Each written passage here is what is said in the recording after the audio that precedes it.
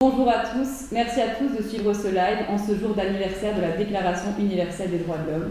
Depuis ce matin, vous avez assisté à des débats et des activités très intéressantes grâce au précédent GT et nous comptons bien continuer sur cette lancée.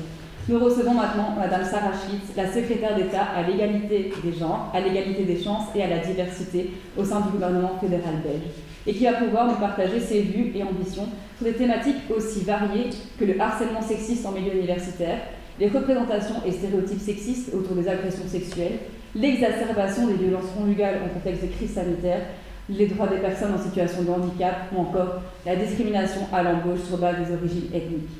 Madame Sarah Schlitt, merci beaucoup d'être avec nous aujourd'hui. Merci pour l'invitation. Pouvez-vous vous présenter en quelques mots pour les personnes qui nous regardent et peut-être également revenir très brièvement sur vos 10 premières semaines au sein de la Déclaration. Oui, vous préférez que je regarde les téléspectateurs? Comme vous voulez. Ok, ça va. Du coup, donc moi, je m'appelle Sarah Schlitt, j'étais parlementaire fédérale pendant 2 ans où je suivais déjà les matières égalité des genres.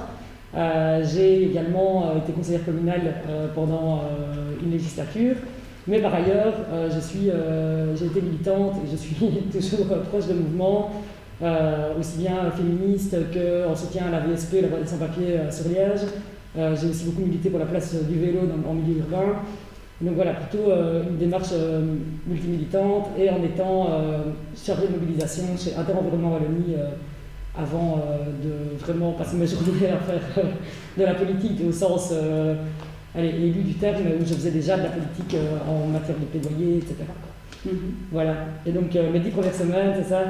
Donc c'est un gros changement évidemment parce que c'est tout un nouveau monde dans lequel on rentre. En même temps c'est hyper excitant parce qu'on sent un espoir hyper fort de la part de plein de publics qui ne se sentent pas spécialement représentés en politique, qui tout à coup voient qu'on parle sur le compte Instagram des personnes asexuelles, qu'on parle des personnes intersexes, qu'on parle des personnes racisées, etc. Et donc ça il y a beaucoup d'espoir qui est suscité par la manière d'approcher la politique un peu différemment, en ayant un profil peut-être différent de ce qu'on attend d'habitude, de ce qu'on attend d'habitude d'un homme politique.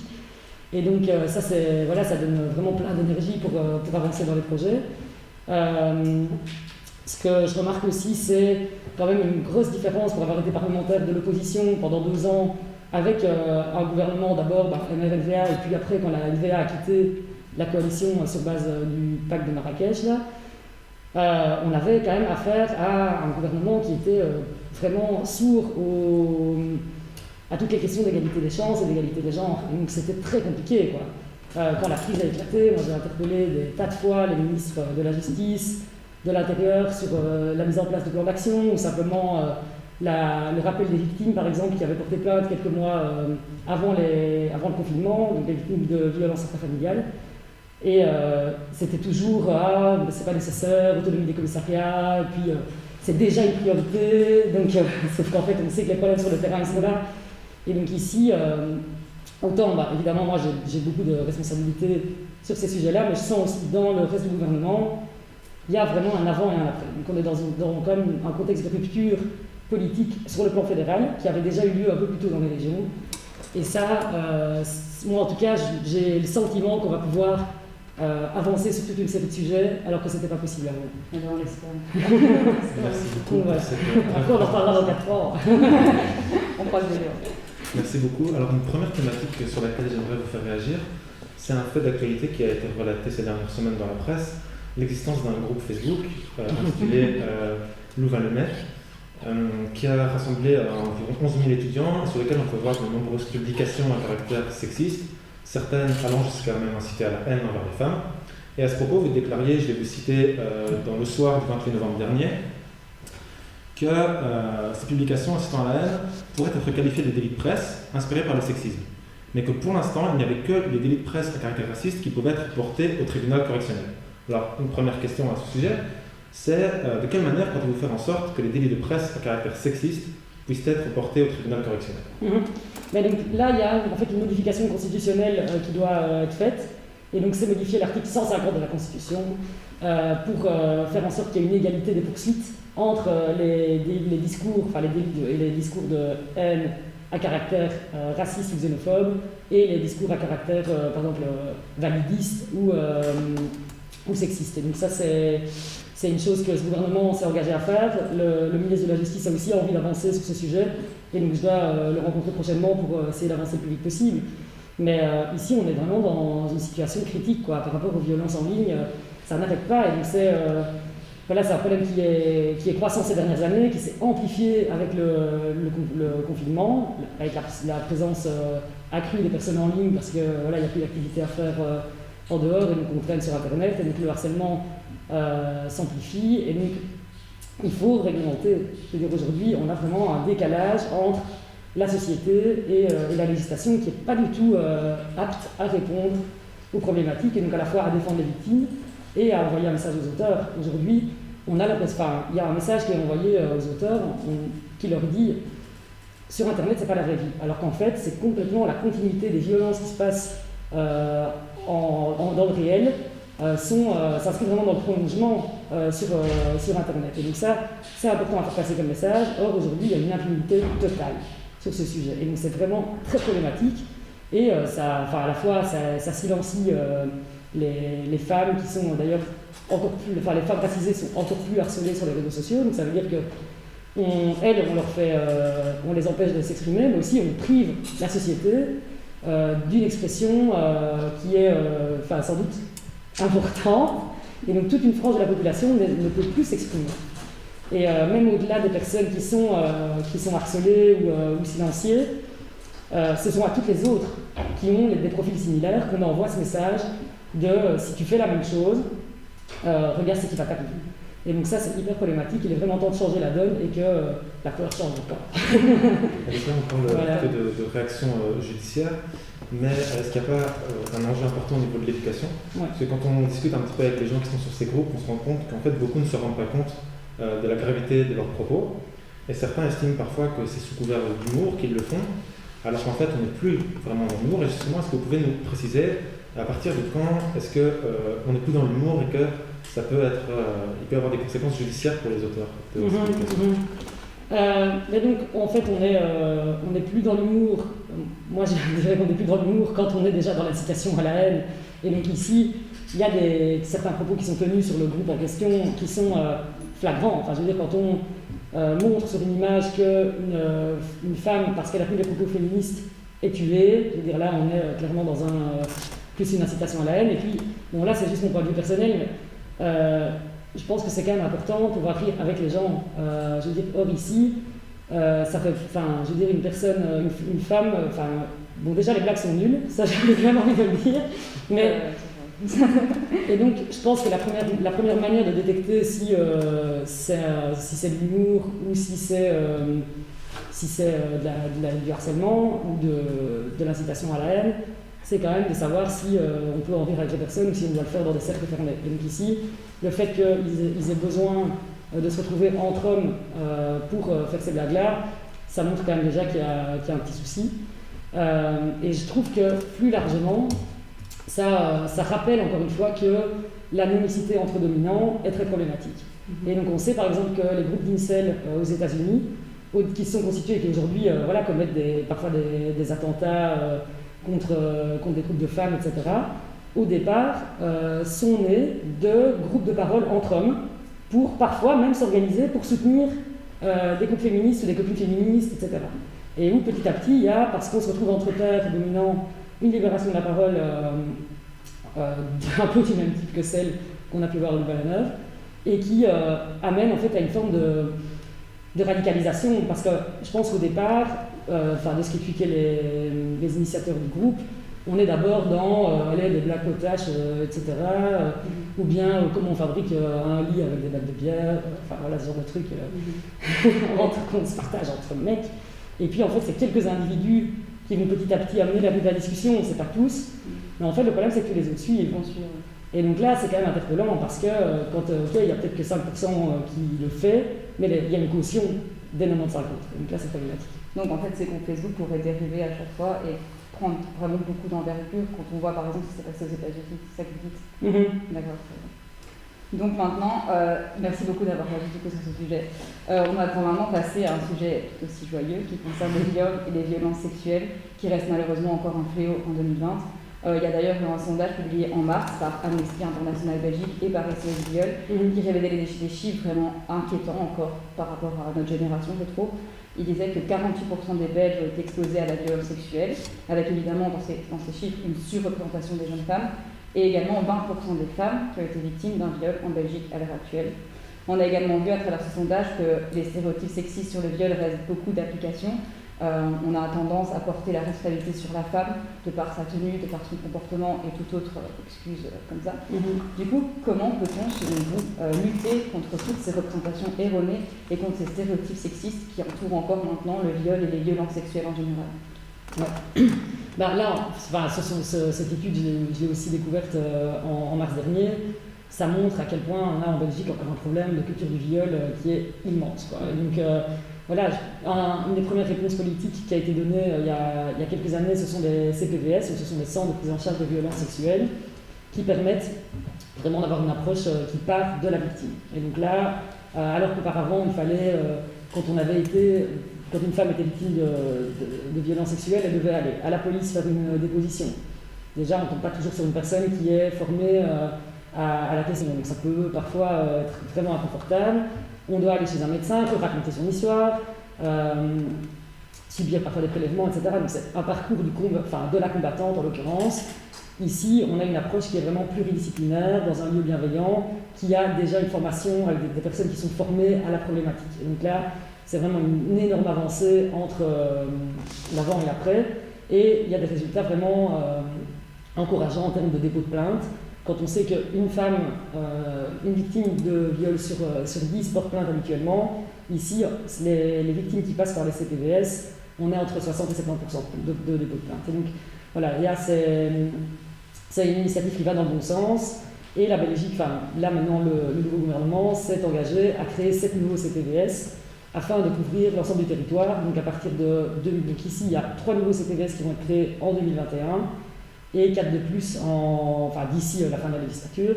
Et ça permettra d'avoir une proximité d'environ 1 heure maximum depuis son domicile. Donc ça, voilà, on est dans des solutions vraiment concrètes. Il y a un travail à faire avec les communautés, les régions qui ont la compétence en matière de sensibilisation. Donc en fait, tout ce qui est prévention, ça passe par la Fédération Wallonie-Bruxelles en ce qui me concerne. Mais il y a vraiment un travail à faire en articulation, quoi. Et puis alors, il y a aussi le travail à faire avec les auteurs. Ça, c'est vraiment quelque chose qu'il faut renforcer. Ouais, il va donc soit les jeunes enfants, en fait, ça c'est vraiment, je pense, aussi un truc important. Oui, tout à fait. Ça passe par là, je pense, pour qu'on arrive peut-être plus tard à avoir, espérons-le. Oui, tout à fait. Vous en avez parlé en introduction, en tout cas vous l'avez évoqué. Les différents confinements, donc les 2 confinements qu'on a connus en Belgique, ont exacerbé les violences intrafamiliales et particulièrement les violences à l'égard des femmes. Alors si on espère tous évidemment que ce 2e confinement sera le dernier, il y a une probabilité qu'il y en ait d'autres, pour d'autres épidémies peut-être dans le futur. Comment, en tant que secrétaire d'État à l'égalité des genres, vous entendez venir en aide à ces situations particulières? Mais donc, en fait, la crise, elle agit comme un miroir grossissant des problèmes qui existaient déjà auparavant. Alors, là, ce qui est intéressant, c'est qu'au moins on se rend compte qu'il y a l'augmentation de ces violences sur lesquelles on ne peut plus fermer les yeux et ça agit comme un électrochoc, quoi. Et donc ça, c'est vraiment, je me dis, un des éléments qu'on peut retirer de cette crise, c'est qu'on va mettre en place des mesures qui n'auraient peut-être pas été mises en place sans la crise. Donc on doit passer par là. Mais donc, ici, avec la création, la initiative du nouveau gouvernement, la première chose que j'ai fait, c'est mettre autour de la table les autres ministres compétents sur le sujet, donc à la justice, la police, la santé, pour définir des mesures concrètes de lutte contre les violences intrafamiliales à travers un plan. Et donc ça, c'est ce que l'associatif attend depuis des années, c'est qu'on ne fasse pas des mesurettes ou bien justement parfois des coups d'éclat où, par exemple, on a parlé à un moment d'apporter l'idée du bracelet anti-rapprochement qui existe en Espagne, mais alors c'est des outils qui coûtent cher et qui s'ils ne sont pas intégrés dans un système plus large, peuvent quand même être relativement inutiles. Et donc ici, avoir des mesures qui sont coordonnées, qui sont réfléchies les unes par rapport aux autres. Et donc là, c'est vraiment une chouette avancée. Donc on a adopté ce plan-là moins d'un mois après la mise sur pied du gouvernement. Et ça passe par exemple par le rappel des victimes par la police. Donc ça, on en a parlé tout à l'heure, c'est vraiment une mesure intéressante qui avait été mise en place par certaines zones de police sur base volontaire lors du premier confinement. Et donc ça, c'est une chose qui va être généralisée. On va également sensibiliser les procureurs à l'usage de l'éloignement du domicile des auteurs de violences. Donc ça, c'est un outil qui existe en Belgique mais qui est sous-utilisé.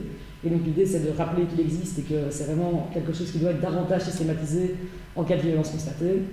Et puis alors, voilà, au-delà de la crise, il y a un plan de lutte contre les violences qui va être mis en place à tous les niveaux. Et donc ça, c'est la deuxième étape. Mais donc on avance sur la question, ça c'est sûr. Ouais. Ben, merci beaucoup en tout cas. Je doute que vous avez suivi l'actualité et que le 24 novembre dernier, les députés écossais votaient donc une loi en faveur d'un accès gratuit aux protections périodiques afin de lutter contre la précarité menstruelle, qui est une première mondiale, la loi prévoit donc que les écoles et l'université devront mettre à la disposition gratuitement une gamme de protections périodiques dans leurs toilettes, alors que maintenant en Belgique on estime encore les dépenses que les femmes font pour leur protection périodique qui tournent autour de 5 et 15 euros par mois et par femme. Ça tend du coup à renforcer les précarités et en particulier la précarité des 350 000 femmes qui vivent encore aujourd'hui sous le seuil de pauvreté en Belgique. Vous, en tant que femme, donc pas du tout au niveau de votre statut de secrétaire d'État, que pensez-vous du coup de cette avancée qui s'est passée en Écosse? Ben, je pense que c'est fondamental. Et donc, si je me souviens de l'époque où j'étais à l'école, c'était un problème récurrent entre filles de ne pas avoir accès à ces protections, surtout que c'est des sujets qui ne sont pas faciles à aborder dans le milieu familial, en tout cas pas pour tout le monde. Et donc, je pense que ça permet à la fois de briser un tabou et d'aider concrètement plein de femmes et plein de jeunes filles, quoi. Donc, c'est vraiment quelque chose d'encourageant. Merci. On va maintenant passer à un autre sujet, mais qui peut avoir des liens avec ce qu'on a évoqué. Donc, il y a une récente publication qui est parue dans le contexte de la Journée internationale des personnes handicapées, une consultation menée par UNIA, et les résultats qui en sortent sont assez alarmistes. En effet, quelques exemples, le taux d'emploi des personnes handicapées en Belgique n'est que de 26%, contre 65% pour la population totale. En outre, on peut signaler par exemple que 68% des répondants à cette consultation ont estimé que leur handicap les empêche de travailler dans le milieu ordinaire. Ça s'explique notamment en raison d'un manque d'aménagement raisonnable censé leur permettre de travailler en adaptant l'environnement. Alors, une première question, c'est comment comptez-vous ouvrir en faveur d'une diminution de cet écart, donc 26%, 65%, dans le taux d'emploi pour les personnes en situation de handicap? Donc déjà aujourd'hui, on a une loi qui prévoit qu'on doit atteindre un taux de 3% d'emploi des personnes en situation de handicap. Et ce taux n'est même pas atteint au sein des entreprises publiques et de la fonction publique. Et donc ça, c'est un premier levier qui est vraiment important pour mon mandat, c'est de pouvoir travailler notamment avec Petra De Sutter, qui est, elle, justement, ministre en charge des entreprises publiques et de la fonction publique, pour avancer. Donc elle est volontariste. Elle est hyper consciente de la question, donc on s'est déjà dit qu'on avait travaillé ensemble pour avancer sur le sujet. Donc ça, c'est vraiment un levier très important auquel j'ai accès. Pareil avec le ministre de la Mobilité, Georges Quinet, qui est écolo, avec lequel on peut travailler, notamment via la SNCB et Infrabel, pour faire avancer la question. Donc voilà, je pense qu'il y a déjà des leviers concrets en termes d'exemplarité qu'on peut activer. Alors, à plus petite échelle, moi au sein de mon cabinet, j'ai engagé une personne porteuse de handicap qui est sourde et qui suit les matières handicap. Et donc voilà, déjà, je pense qu'agir par l'exemple, c'est déjà quelque chose qui est important. Bien. Vous parlez de la mobilité avec Georges Quinet. Effectivement, pour nos auditeurs, peut-être que tout le monde ne s'en rend pas compte, mais par exemple, une personne en situation de handicap doit réserver à l'avance, normalement 24 heures à l'avance, un accompagnement pour embarquer dans un train. Et donc, imaginons qu'il pleut, on est en Belgique, donc je pense que ça va parler à beaucoup d'entre vous. Il pleut aujourd'hui, demain il fait grand soleil, vous voulez aller à la mer en dernière minute. Pour une personne handicapée, c'est pas possible. C'est pas possible pour une personne handicapée de profiter des activités culturelles, enfin de toutes en tout cas. Et donc ça, comment est-ce qu'on peut envoyer un message à ces personnes pour leur dire que vous êtes dans la société et vous pouvez activement y prendre part? Parce qu'il y en a beaucoup qui ont l'impression qu'elles sont vraiment en marge de notre société. Complètement. Et en fait, ce que vous dites, c'est tout à fait vrai. Donc, les personnes en situation de handicap, elles souffrent davantage d'une société mal adaptée et du regard des autres que de leur propre handicap. Et donc, si déjà on incluait à la base des projets, à la base de la conception, par exemple, des horaires ou des mécanismes pour avoir une aide dans les transports en commun, cette donnée-là, eh bien, en fait, ça serait beaucoup moins compliqué que de le faire par après. Et donc, c'est comme quand, si on construit un bâtiment avec justement un magnifique escalier à l'entrée, puis on se dit après, mince, il va falloir débloquer les budgets l'année prochaine pour faire une rampe. Alors que si on y avait pensé au début, en fait, c'est pas forcément des coûts supplémentaires, c'est simplement avoir l'expertise en interne qui peut faire en sorte que le bâtiment soit adapté et l'anticiper. Et ainsi, ça coûte moins cher. Je pense que c'est important aussi de rappeler qu'il n'y a pas que le handicap en chaise roulante qui est souvent un peu le handicap visible. Et donc, il faut aussi que la société soit adaptée à d'autres formes de handicap. Donc c'est un sujet auquel je suis très sensible. Donc c'est l'idée de créer une société inclusive avec une accessibilité universelle, comme on dit. Et donc ça passe aussi par Internet, donc faire en sorte que les sites soient accessibles et lisibles par les personnes, les personnes aveugles. Et donc c'est une attention à avoir qui ne coûte pas forcément beaucoup si on le prend en compte à toutes les étapes des projets. Merci. Pour rester du coup sur ce thème de la diversité, évidemment, qui est liée à la discrimination également, il y a une étude de l'économiste Steinbach qui a été réalisée entre 2012 et 2016 qui indiquait qu'un nom turc réduisait de 30% les chances d'obtenir un entretien d'embauche. Et les pourcentages restaient similaires quand on avait un nom à consonance ghanéenne ou marocaine. Cela évidemment entre en contradiction totale avec l'égalité des chances en matière d'emploi, pourtant garantie par la Déclaration universelle des droits de l'homme dont on fête l'anniversaire justement aujourd'hui. Comment comptez-vous agir contre la discrimination à l'embauche en raison des origines ethniques, mais également en raison des orientations sexuelles, des genres ou des sexes des personnes? Oui, mais donc c'est vraiment un énorme problème.